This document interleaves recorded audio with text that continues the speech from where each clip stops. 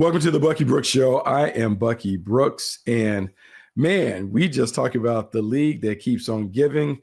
We are in the midst of trade season, and I know we normally are focused on free agency, then the draft, but the league has thrown us some curveballs this offseason with the number of trades that we have seen.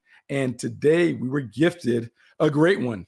Jaylen Waddle, big-time wide receiver from the Miami Dolphins, is shipped off to the Denver Broncos in exchange for the Denver Broncos getting Waddle and the 111th pick, which is a fourth-round pick. The Miami Dolphins get the 30th pick, the 94th pick, and the 130th pick. So they get a first-rounder, a third-rounder, and a fourth-rounder in this draft for giving up a playmaker who is a really, really good playmaker when we think about Jaylen Waddle.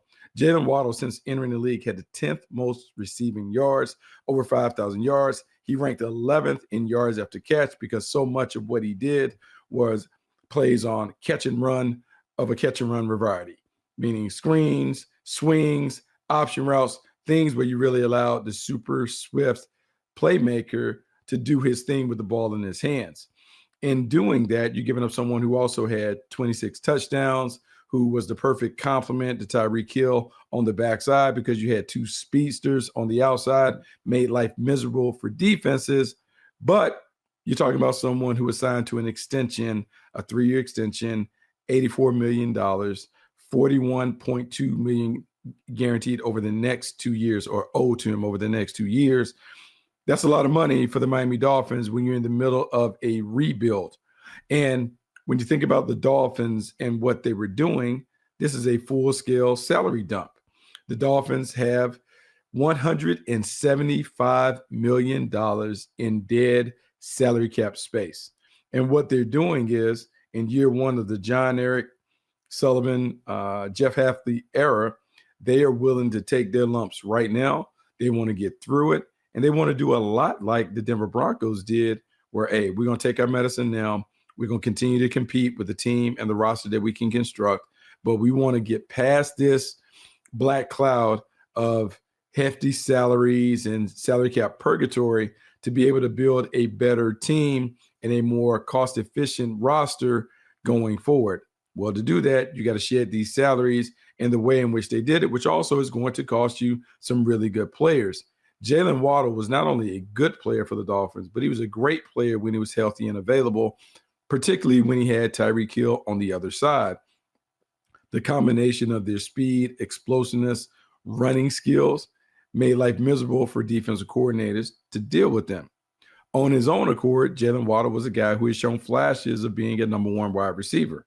He could handle double teams. He could consistently get open. He could make the plays at every level of the field.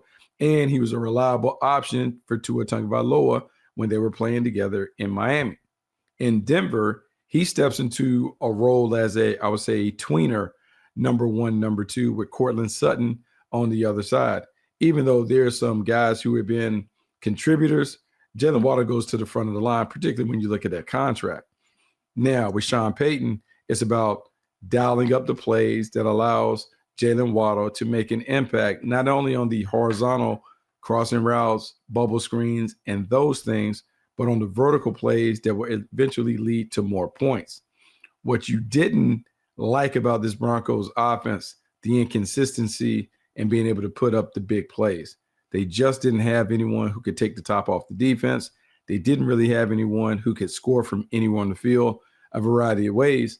And with Bo Nix, who really flourished when they were operating in a tempo situation, meaning going really fast, playing at the line, letting him get into a rhythm where he just kind of distributed the ball like a blackjack dealer at a casino tables in Vegas, they now have more firepower to be able to do it. So you think about Waddle on the outside, Courtland Sutton. You think about J.K. Dobbins, R.J. Harvey, even Evan Ingram in the middle. This is now a more dynamic offense than we saw last year, and that's saying a lot for a team that was 14-3 and literally like the AFC Championship game participant, where they may win if their starting quarterback, Bo Nix, participates. This is Sean Payton doubling down on his roster, re-signing most of their free agents, and saying, our team is good enough to get us there. We just need a little cherry atop the sundae to make it over the hump. Jaylen Waddle gives them that.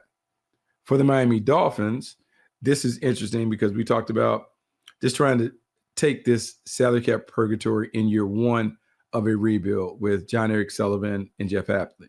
Even though you give up a ton of players who have been really good players, the team hadn't won. That's why you're there.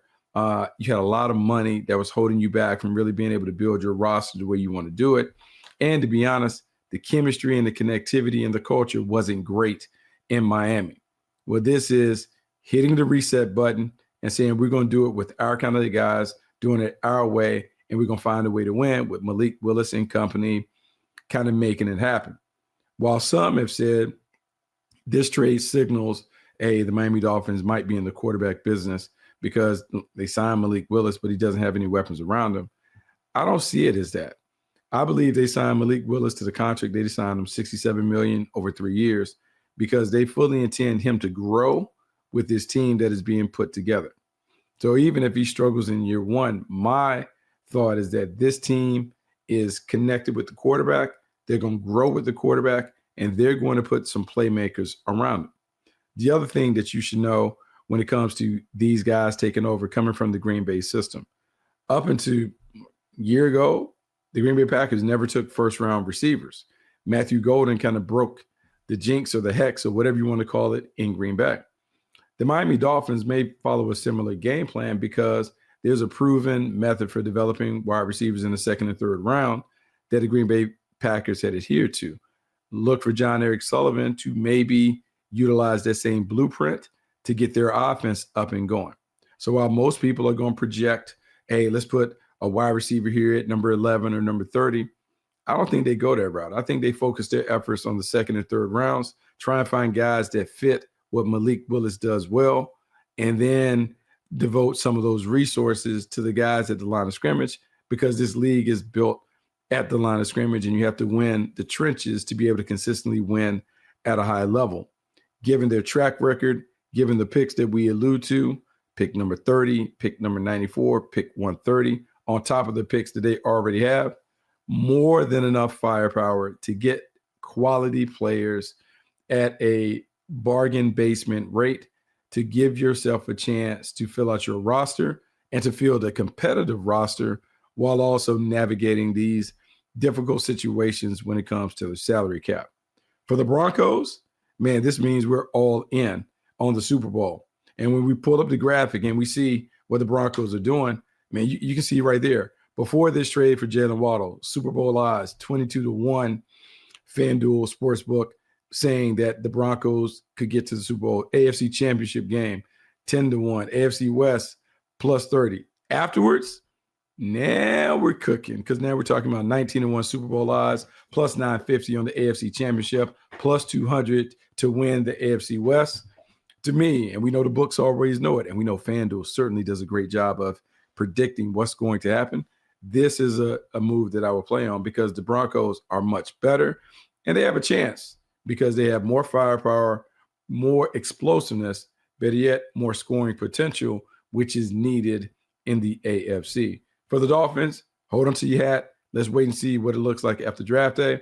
But I like the move for both teams because it helps one become a legitimate contender. It helps another begin the rebuilding process in which you hope you can turn this trade into a foundation of what ends up being a team that competes at a high level for a long time. Speaking of competing at a high level for a long time, let's talk about the Kansas City Chiefs and the move that they made to acquire Justin Fields from the New York Jets. It wasn't a big secret. Everyone knew that Justin Fields was available, either as a guy that was going to be traded or someone who's eventually going to be a salary cap casualty and sign with another team. Many expected the former number one pick to be available and to be able to find a way to maybe salvage a player who is currently on his fourth team in the last 4 years.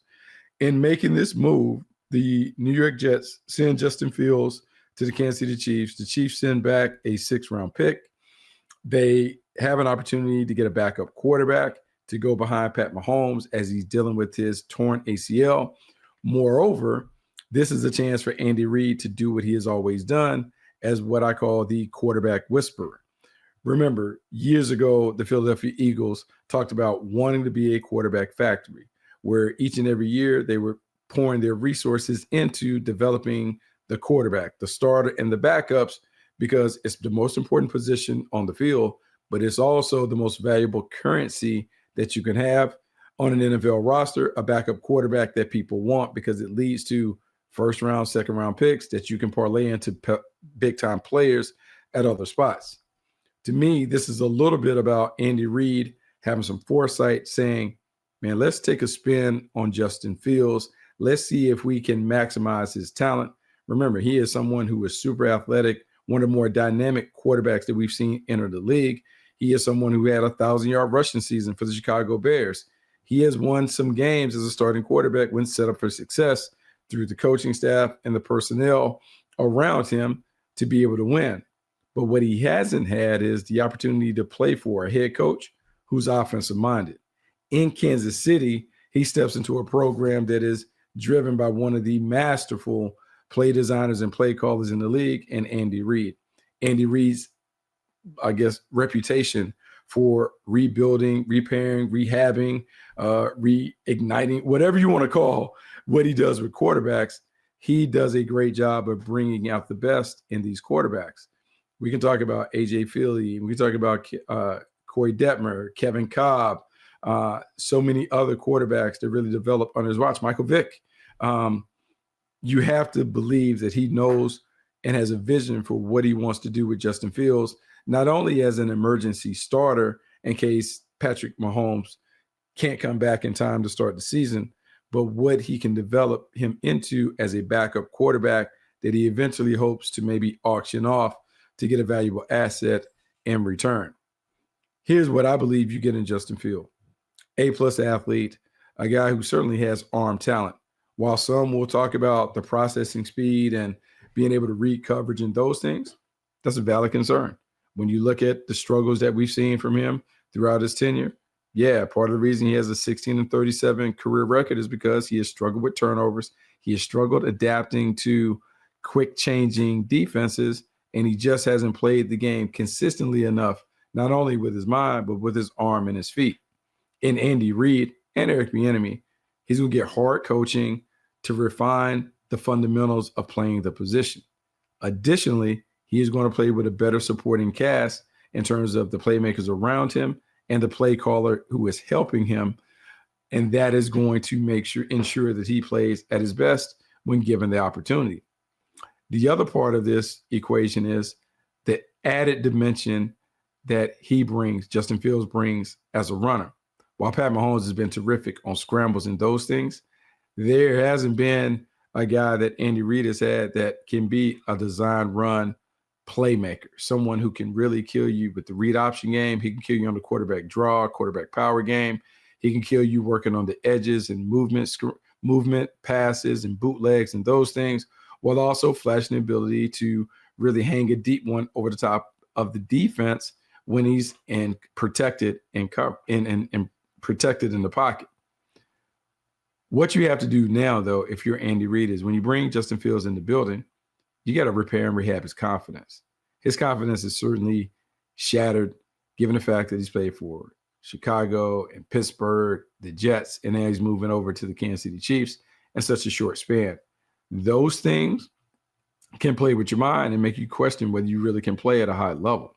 Andy Reid, Eric Bieniemy, and that staff, they have to spend the offseason pouring into him as a person to make sure that he is right, that he's equipped with the confidence to be a starting quarterback. But then they got to make sure that the game plan works for him if he does have to go in as a starting quarterback. The reason why I think this works offensively, Kenneth Walker being in the backfield is everything. Super Bowl MVP gives them a legitimate running back in the backfield that you have to account for. On the outside, we could talk about Rashee Rice and Xavier Worthy, maybe being a little bit of a disappointment today because they haven't delivered those plays. But those plays can certainly come back if you're having to pay attention to a dominant run game that's anchored by, look, your guy, Kenneth Walker, but is supplemented by the impromptu and some of the design quarterback runs that Justin Fields will be involved in. On the perimeter, as we're thinking about the passing game, quick rhythm throws, catch and run throws, things that are designed to really attack in the middle of the field. Look for Justin Fields to lean into those traits as a starting quarterback. If this is a situation where Pat Mahomes comes back, then this is a great opportunity for Justin Fields to really hone his skills while enjoying a redshirt season, where he's able to practice, he's able to look, he's able to function, he's able to hear all the coaching points that Andy Reid gives the perennial all-pro quarterback, while also being able to take it in and put those things into practice on the practice field. That is a win-win for Justin Fields, because this is not a short-term move for Justin Fields making a pit stop in Kansas City to be a career backup. To me, this is him going to the shop trying to figure out, hey, how can we get this fancy sports car up and running with the tools that he has? And I'm telling you, man, you run 4-3 at quarterback, there are some tools that you want to coach, tools that you want to showcase, tools that you want to maximize. Just hasn't worked to this point. That doesn't mean that Andy Reid can't unlock those skills. We have seen it time and time again. We saw how Alex Smith played well up under him after playing well for Harbaugh. We've seen other quarterbacks jump into this offense and have success. There's no reason to believe that Justin Fields can't have success as a QB1, QB2 for the Kansas City Chiefs. Now, has to clean up the decision-making, has to make sure he throws with better timing and anticipation, particularly on in-breaking throws over the middle. But the tools are there for him to get better. And like anything, developmental players must develop, and they must develop under the watchful eye of coaches who know what they're doing. In Kansas City, there is no doubt what Andy Reid is doing. The proof is in the pudding with the quarterback development track record that he has, but also the ability to win Super Bowls. So I am fine on that. Last thing before we get out, saw it come across the ticker that Hollywood Brown signed a one-year deal with the Philadelphia Eagles.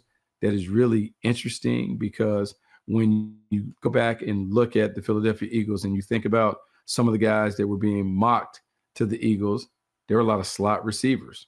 Name that came up quite a few times was Casey Concepcion, potentially being a guy that can go there somewhere in the 20s.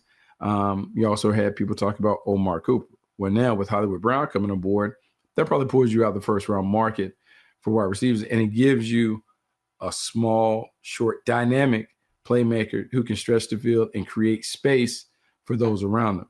When I think about Devonta Smith, I think about A.J. Brown. They need that one little jitterbug that can create space and make defenses back up off of the talented duo and force them to play a little more straight up when it comes to facing the Eagles' offense. Hollywood Brown gives them the juice. He can stretch the field. And even though I look at the numbers, 49 receptions, 587 yards, 5 touchdowns for the Chiefs, to me, that is plenty good enough for him to be a solid number 3 in an offense that is going to be a little more quarterback friendly going forward. When I look at Brown, he has been terrific throughout his career, but he's never quite lived up to hype. But he certainly has been good enough. 33 touchdowns in 7 seasons. He has over 4,300 receiving yards, and he has enough splash plays to make you have to pay attention to him when he's on the field.